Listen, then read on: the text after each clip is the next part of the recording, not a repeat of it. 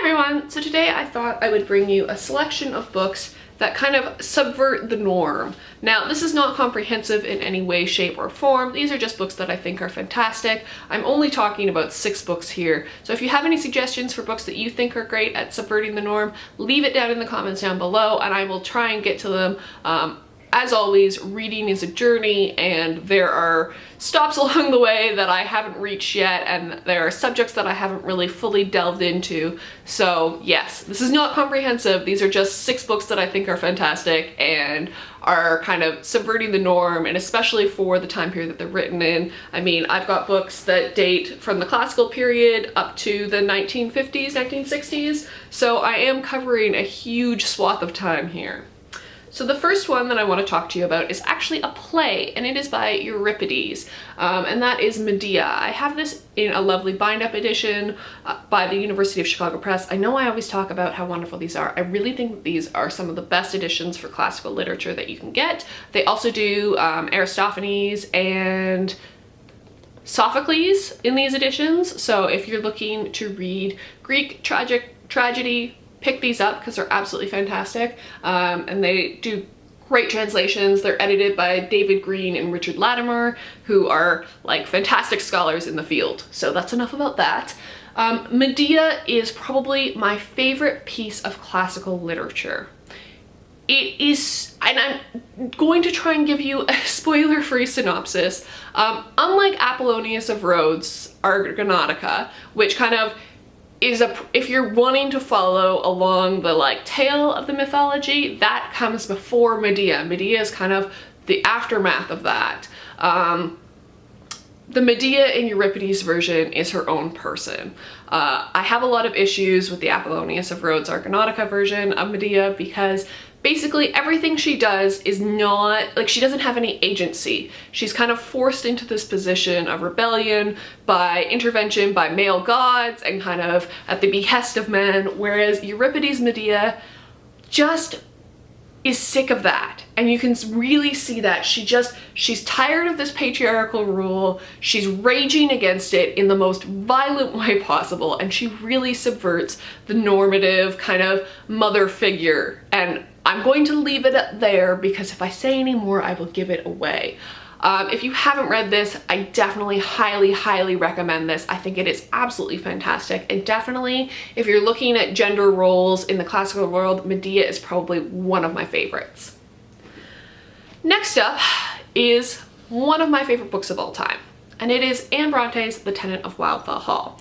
I recently read a really fantastic article, which I will link down below, about how throughout this work you can see Anne Bronte's frustration with violence against women by men and the anger she feels at a woman's role in society. And it was a lot of things I hadn't considered, and I especially liked the point in the article where she made about the kind of the love interest in this story, how he's kind of like, you root for him because he's the lesser of all the evils that Helen faces, but realistically he's just a nice guy, like, and I use that in quotations, nice guy, and it really opened my eyes to that and made me really want to reread this book. So if you're looking at a book that subverts kind of the gender normative roles and kind of has a woman with extreme like agency and goes against those roles, I definitely recommend checking out The Tenant of Wildfell Hall. The next book deals with class, and I think that this is a really important issue, especially given recent events. I think class is something that we tend to push aside, especially in at least Canadian and North American culture. It's something that we try and pretend is not really a thing anymore, but it's still a thing. And the book that I have is Mary Barton by Elizabeth Gaskell. Now, you could argue that North and South also deals with class, and it does, but it comes from the perspective of kind of more the higher class, the more genteel class, whereas Mary Barton comes from the perspective of the working class and kind of deals with their position in society and the frustrations that they face. And it covers a lot of the same topics of North and South, but comes from a worker's perspective, and in that I think it's super important to read.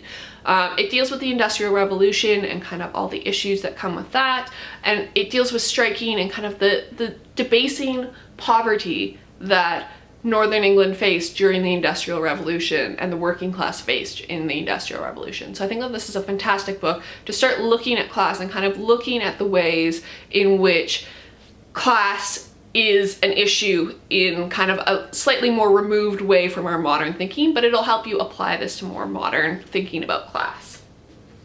So the last two books are by the same author and they kind of touch on the same topic, and that is mental health. So they're both by Shirley Jackson. The first one is Hangs a Man, which I don't enjoy as much, but I felt like I couldn't not mention it. And the next one I have is The Bird's Nest.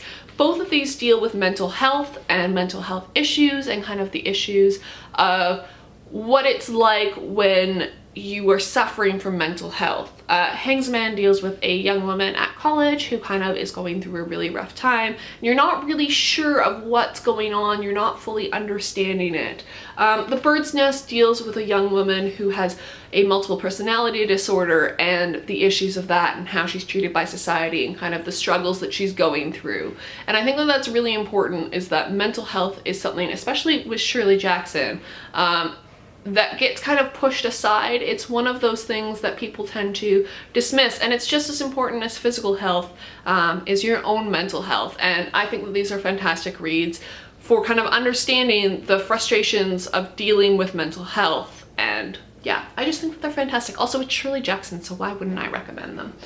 So some other recommendations that I am not going to go into depth are some books on LGBTQ issues. Now, I read all of these books at least 2 or 3 years ago, so they're not super fresh in my mind, but I highly recommend E.M. Forster's Maurice,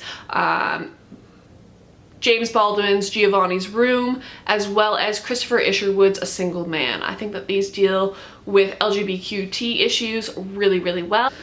So those are some of my favorite books that kind of subvert the norm. If you guys have any suggestions, leave them down below. Obviously, as a person, I am, I have blind spots. There are aspects of my education that are definitely lacking that I'm working to fill. So I am always open to suggestions, and I will see you guys in another video. Bye!